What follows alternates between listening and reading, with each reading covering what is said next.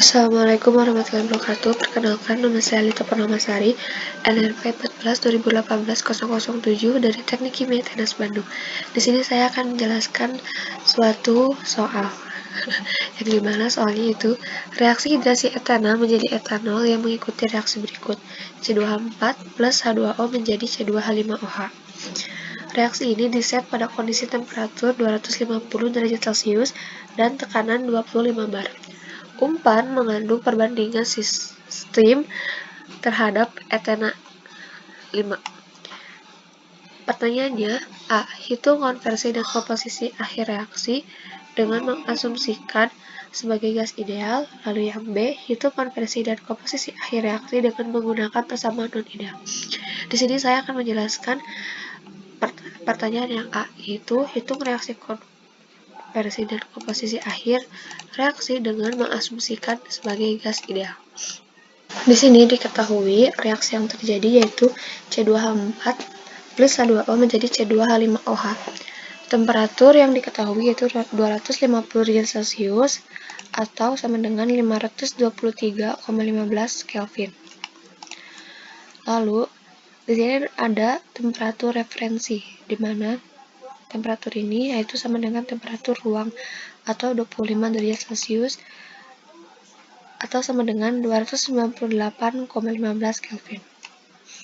Tekanan 25 bar dan juga ada R atau konstanta gas 8,314 Joule per mol derajat Kelvin.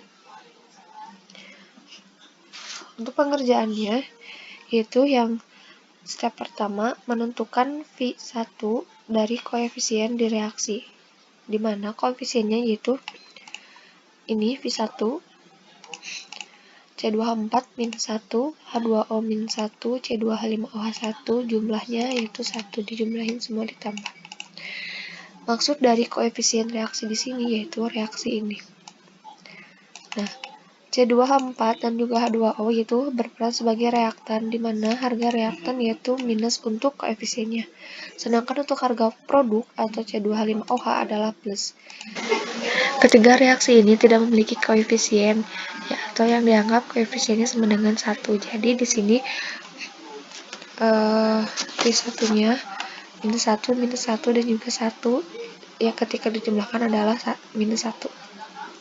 Lalu step yang kedua yaitu menentukan nilai mol awal dari perbandingan antara steam dan etana, di mana mol awal yaitu mol C2H4 adalah 5 mol dan juga mol H2O adalah 1 mol, sehingga jika ditambahkan atau dijumlahkan adalah 6 mol. Step yang ketiga menentukan nilai NI, di mana E ditebak di Excel lalu di solver. E yang ini ditebak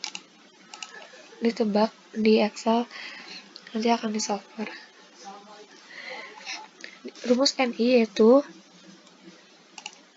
N0 dikali V1 dikali E1, yaitu kalau NI dari C2H4 5 ditambah min 1 dikali 3 itu 2, sama seperti C2H4 H2O dan juga C2H5OH pun sama seperti itu, lalu dijumlahkan.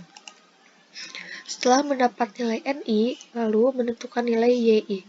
Nilai YI rumusnya NI dibagi NI total.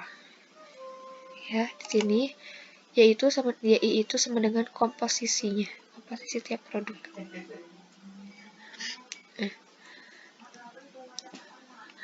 YI untuk C2H4 yaitu 0,6667, yang dimana rumusnya adalah 2 dibagi 3. Begitupun sama dengan H2O dan juga C2H5OH, lalu dijumlahkan hasilnya 1. Setelah itu, mencari data delta HF dan delta GF dan CP pada masing-masing komponen. Delta HF, delta GF, dan juga CP. CP-nya ada di sebelah sini, CP masing-masing komponen. Yang dimana diketahui dari A, B, C, D ini dari buku Farnes. Dimana A ini adalah 1,42 ini merupakan A dari C2H4 itu 1,424, ini B dari C2H4 14,394, C dari C2H4 itu minus 4,932, dan juga D dari C2H4 itu 0. Begitupun dengan ini merupakan ABCD dari H2O, dan juga ini merupakan ABCD dari C2H5OH. Untuk mencari delta HF, yaitu rumusnya DHF dikali V1.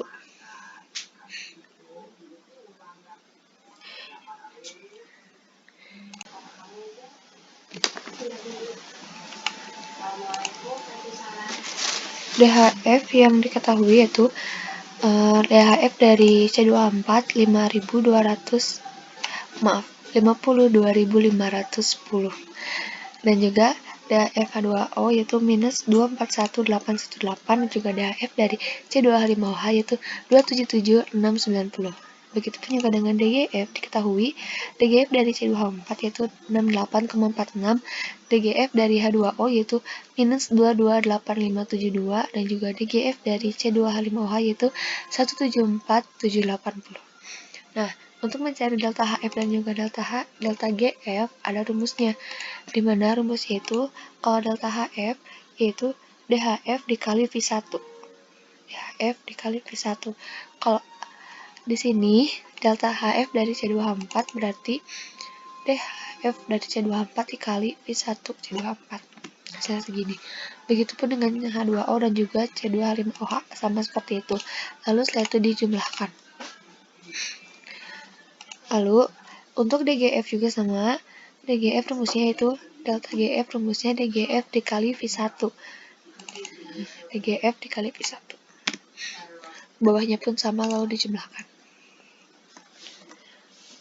Untuk mencari CP yaitu rumusnya A ditambah BC dikali 10 pangkat minus 3 ditambah CT kuadrat dikali 10 pangkat minus 6 ditambah DT pangkat minus 2 dikali 10 pangkat minus 5.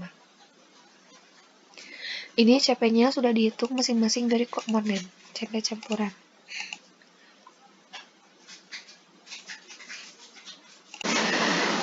Lalu di sini pun dicari delta HT yaitu rumusnya CP campuran ditambah jumlah dari delta HF. Setelah itu, step selanjutnya atau step kelima yaitu menentukan KO. KO di sini adalah ini.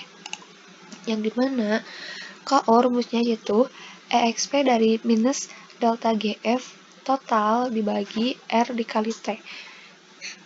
Ini rumusnya hasilnya 2,2072 kali 10 pangkat minus 71. Setelah itu, step selanjutnya menentukan K tebak. Di mana K tebak di sini rumusnya yaitu KO dikali eksponen dari minus T bagi R dikali 1 per T dikurangi 1 dibagi T referensi. Ini. Hasilnya 4,8314 dikali 10 pangkat minus 78.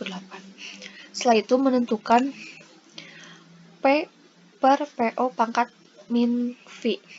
Rumusnya yaitu 25 dibagi 1 pangkat minus 1 sama dengan 25. Nah, selanjutnya yaitu menentukan K hitung.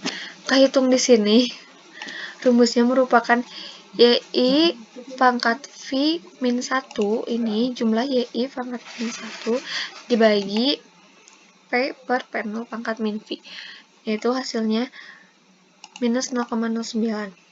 Setelah itu menentukan error. Error di sini merupakan K tebak dikurangi K hitung. Absolut dari K tebak dikurangi K hitung, yaitu 0,09. Setelah itu menentukan konversi. Konversi di sini rumusnya yaitu N0 dikurangi N1 dibagi N0 dikali 100%. Yang artinya 5 dikurangi 2 dibagi 5 dikali 100%, hasilnya adalah 60%. Seperti itu. Untuk menentukan epsilon menggunakan solver.